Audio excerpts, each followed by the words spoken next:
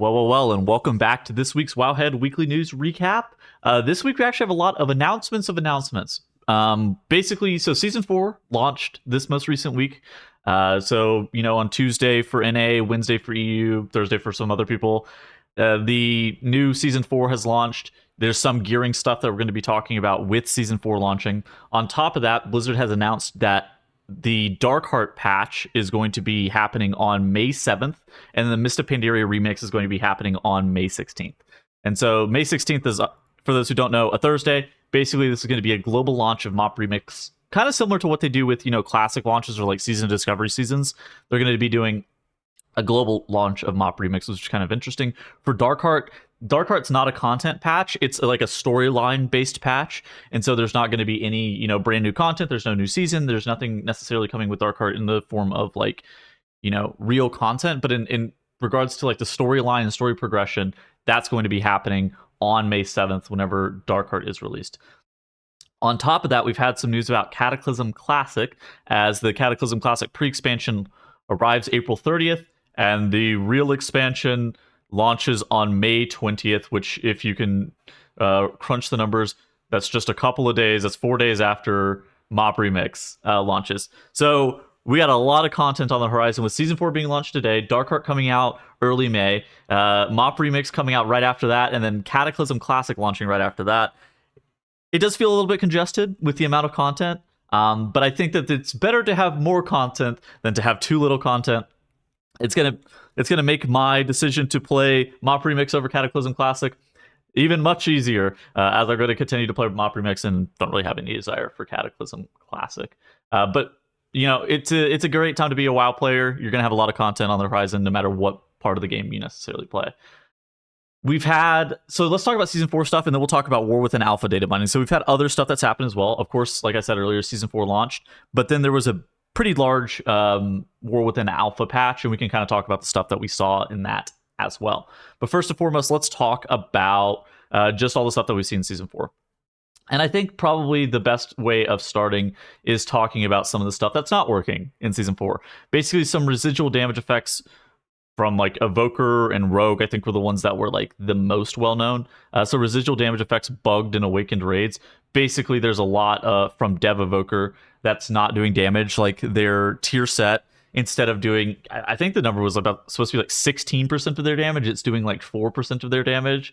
So they caught a massive nerf. Assassination Rogue just not doing very much damage as well. So these are things that I think got messed up with the MOP Remix stuff, allegedly. That's what people are implying. Whether or not that's actually true is hard to tell. But that's what people are implying. This stuff will hopefully get fixed sooner rather than later, as massive damage losses and Awakened raids aren't the greatest things ever. Some damage spells reducing their damage by about 75%, which for Assassination Rogue is like a massive damage loss. On top of that, right before Season 4 launched, Blizzard nerfed all Dragonflight raids by 10% health and damage, and then I think they increased, so they also added a flat 1% health and 0.25% damage nerf has hit the mythic dungeons from the PTR as well. So the dungeons are also getting a little bit affected by this, but the raids caught a 10% health and damage nerf, which, having seen people trying to progress mythic raids on Awakened, it looked like this was necessary. I think that in general, a lot of people kind of agree with this. Awakened raids should, on average, be a little bit easier.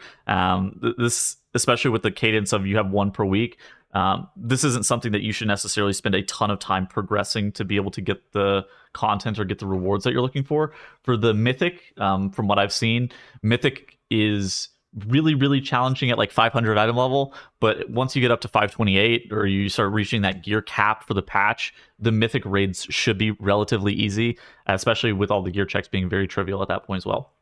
For Heroic and Normal, they don't look too bad. I think that Heroic and Normal are both fine. Should be pretty fun, all things considered. In other news, Blizzard hotfixed a couple dungeons. They only did, Uldamon's has timer increased by 1 minute. Chargath's fiery focus damage reduced by 25%. These are both good changes for Mythic Plus. And then, beyond that, let's talk about gearing. So first and foremost, what you should do, and let's talk about just kind of the gearing process in general. You should get the Aiding the Accord quest. You should go to the Aiding Accord quest guy. Um, and select the quest for the Dragon Isles this week. This will allow you to get a full spark. You'll be able to get your Spark of Awakened if you go and do that. He is going to ask you to do 1 Community Feast, 1 Hunt, and 1 Siege on Dragonbane Keep. All 3 of those actually individually give you caches that have 493 loot. And then the Turn also has a cache that gives you 493 loot as well. So that can actually help you jumpstart any local rats that you're looking to play for this patch. But the biggest thing, of course, is that you're going to be getting your Spark for Awaken from this. It's going to be presented in your bags as like 2 splinters. And so just convert those into a full Spark. And then you can actually craft a piece of gear. So once you have your full Spark of Awakened, you can convert that with, you can add like an enchanted crest to that to be able to craft a high eye level piece of gear that has embellishments effects on it or whatnot. Now, you're not going to be getting 1 spark per week. From here on out, we're going to be getting half sparks. We're going to be getting splinters every single week. So the next week that we'll be able to craft is week 3, but you'll be able to craft week 1 and week 3, so that's pretty good. On top of that, the Catalyst is weekly, and so that wasn't like super heavily broadcasted, although this was well known. The Catalyst is still weekly. There's also the AOTC/2K Raider IO/ I think it's 1600, maybe might be 1800 PvP rating tokens. Those tier tokens are all still in play as well. So if you get 1 tier piece from raid this week, you'll have the Catalyst, you'll have potentially the AOTC or 2K IO token next week ideally, and then you'll unlock another Catalyst charge next week. And so if you're able to get like 1 piece of tier from LFR, normal, heroic, or potentially mythic raid, you should be able to ensure with 100% certainty that you're going to have your tier set. Alternatively, you could just wait until week 3 whenever your crafting opens up as well, and then it's pretty much guaranteed, assuming that you can get the Feat of Strength token from 2KIO or killing heroic bosses or 1600 in arena. Beyond that, there are booleans.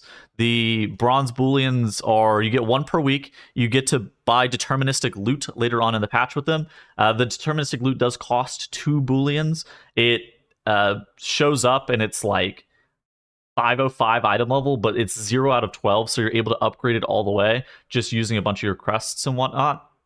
And this is really strong deterministic loot. You can see here, there's pictures. They have things like incarnate icons, the Seal of Diurnus Chosen, there's like weapons, there's the Fire Act weapon like Vakash and whatnot. And so there's also Scales of Awaken to be able to upgrade Fearlath and the Evoker Legendary from patch 10.1. So those are things that you actually should be looking to buy. As for like upgrade order, Wowhead has a large class section on all the class guides that talk about what you should be looking to upgrade first. I know for Balanced Druid, or what you want to be buying first. I know for Balanced Druid, it's like Vakash first, and then you're probably wanting to buy a trinket between like Icon, I think is probably the most likely for balance. It could be Call to Suffering. But again, you should go look and see what your class is going to want you to buy.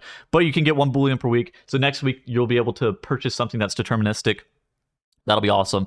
As for other gearing processes and ways to get gear, obviously the Feast, Hunt, Dragonbane Keep, like I said, have a cache that gives you 493 loot. The World Boss can also drop you 493 Champion Track loot as well. All these things that I'm talking about that are 493 are Champion Track, so they can be upgraded also, which is sick. On top of that, there's also Black Temple Time Walking, which not a lot of people know about. Basically, it's like a queuable time walking that you go into Shatrath and you queue for, and you go into like the classic section of LFG or like legacy raids for LFG, and you can find groups there for BT Time Walking. There's a couple of things there. First and foremost, there's a Time Walking cache. That's the weekly event. So killing 5 of the bosses in BT Time Walking will award you a Time Walking cache that, again, gives you Champion Track gear, which is equivalent to normal raid. And then there's also a Killing Illidan quest inside of the Black Temple Time Walking, and that will award you a Hero Track piece of gear. All the while BT Time Walking, like killing the bosses, will also drop you this Champion Track gear. Obviously, it's not guaranteed you're going to have to roll for it, but like that's just something to note as well. On top of that, Dawn of the Infinites and the dungeon scaling has had a bit of change. So Dawn of the Infinites M0 now drops 493 gear. It was really easy, like day 1 of the patch. It seemed like there was something wrong with the scaling where it was me and a friend who were both 450 item level do the entire thing. That's been fixed. That's no longer a thing. Now, for M0 though, it's still dropping 493 loot. There's no like prerequisites to it or anything like that. However, there is hard mode, which I'm having reports that hard mode is actually really, really hard, especially once you're under geared right now. But the hard mode drops hero track and potential myth track gear, assuming that you're able to complete the immortal and kill the final boss of the instance, right? So for some players, hard mode might be a viable option, especially since it's dropping hero track gear. I think hero track starts at 506 item level, so it's going to be dropping something that's at least starting at 506. I've seen some people loot hero track mirrors. I saw a hero track Iridol as well. So that'll definitely be something that people are going to be looking to do, at least later on in the patch. But it's really hard right now. But I would say we're doing like, 25 level keystones plus last patch and have an okay amount of gear from this reset. Jumping in there on hard mode really does make sense. Like I mentioned earlier, M0 has also been revamped to drop champion track gear at 493. This is going to be something that's moving forward, where they did like a dungeon squish where they're trying to consolidate the dungeon levels a bit more, but they're also trying to modernize M0 and make it a lot more relevant as like an in-game option for players who don't want a timer, but also just to kind of like give them gear. So they're updating M0 every single patch now to drop champion track gear. And this is the first patch where that's happening. So if you need, again, some more 493 or champion track gear or whatever like that, I think that M0 is a really good starting point. Of course, there's also Mythic Plus and Raid, which, there always is, where, Raid from LFR up to Mythic drops different levels of gear depending on what you need, can all be upgraded. They also, those difficulties also drop different crests that you're able to upgrade your gear with as well. And then for Mythic Plus, I would say the optimal dungeon level to farm right now is 9s, probably. So if you're just trying to farm for gear. So basically from 0 to 6, that is champion track gear. It can't be upgraded above, I want to say it's like 515 or something like that. And then from 7s to infinite, that's going to be end of dungeon rewards are going to be the hero track gear, which can, I believe, drop at 506, and they can be upgraded all the way up to 522, I think is correct. And then obviously myth track is 515 to 528. I think that's the upper end of myth track. So, but those are the basic tracks. But for Mythic Plus, so since 7 is the end of hero track, end of dungeon rewards, then you're looking at the vault for myth track. The vault for myth track starts at 8s, but 9s give you the highest level of end of dungeon rewards for hero track gearing, which would save you a couple of crests. On top of that, it also doesn't add the level 10 affix. So the level 10 affix this week is Raging. So this week is Tyrannical Storming Raging. And if you play anything below a 10, it's not going to have Raging on it. So 9s end up being a little bit easier just if you're trying to power farm gear as fast as possible. Okay, that's basically all we've seen in Season 4. So it's a lot of gearing stuff that's a bit weird, is what I would say about Season 4. It's, kind of a content patch where the Awakened raids are going to be rotating every single week and stuff like that. Let's talk about War Within. So we actually had a pretty big War Within patch. I did a data mining live stream on the Wowhead Twitch page. If you want, you can go kind of look at that, some of the stuff that we saw. On top of that, we had some of the class writers on. We had Babylonius, Preheat, and Kalamazoo to talk about some of their classes, because the biggest things that I think have changed in the on the alpha patches right now is, first and foremost, they've kind of reworked Fire Mage. They're trying to change them. They added some large blue posts talking about how they want the direction of Fire Mage to go. They also had a rework on Affliction Warlock and a slight decent amount of talent changes for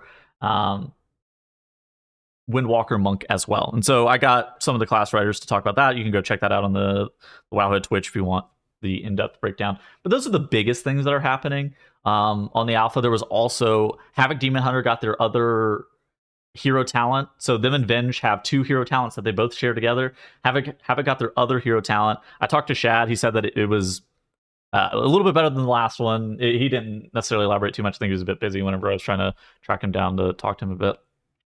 There's also another zone that has been unlocked. So previously we only had one zone. Now we're going to be able to have the zone, the Ringing Deeps, and be able to level all the way up to 75, where the previous level cap was 72. There's also a level 73 character template to where you're going to be able to do that. There's also 2 new dungeons in the Stone Vault and Dark Flame Cleft. These dungeons are only available on normal difficulty, so you're just trying to get the vibes. Let's talk about some of this cool stuff that we've kind of seen. First and foremost, there's a leak weapon, which might not exactly be a leak, but it's, it looks like a leak weapon. You also get to carry around some garlic. So with War Within, Data Mining has produced a green onion and garlic weapon that will be coming soon. The garlic is an offhand, while the green onion is a one-handed mace. So okay, they're calling it a green onion, not a leak, but yeah, okay. From the size of it, as seen in the image below, the green onion probably should have been a leak, but Blizzard hates leaks. So we'll be figuring out what we'll be fighting with the Illumis vampires. At least if we get hungry, we'll have a snack. Anyways, so there's been some character models for stuff that's also been data mined. There's also been a lot of the tier sets. I think that most of the tier sets, I think, at this point have been data mined. This is the Warlock one. I don't know what they're doing without this chest, without the chest piece for the Warlock one, but I actually like this hat. I think this hat goes hard. There's also, I think, a Paladin one. Okay, so apparently the Warlock says missing shoulders and waist in data mining. But in general, I think that I think a lot of the tier sets have been looking fairly solid. There was also a first look at the raid in general as well that Wowhead has been able to uncover via data mining as well. And just I think there's press kit shots as well that they have of the raid if you're looking for that kind of stuff. So yeah, those are basically the things that we've actually saw this week in the War Within Alpha. Yeah, and the talent calculators have been updated for Fire Mage, Windwalker Monk, Warlock, and Felscar Demon Hunter. So the things that you were looking for to see changed on the talent calculators have been updated. So go and test those out as well if you're looking for some information as to how the classes are going to be functioning. There, cool. I think that's going to be it. This is a really large week in regards to news announcements and announcements of announcements, but in regards to actual content that has been obtained, maybe not the largest thing that we've ever seen. But again, the gearing process for Season 4, probably the largest thing to have covered this week. I hope it helps you guys out. I hope you guys enjoyed the content, and I will see you guys in next week's video. Goodbye.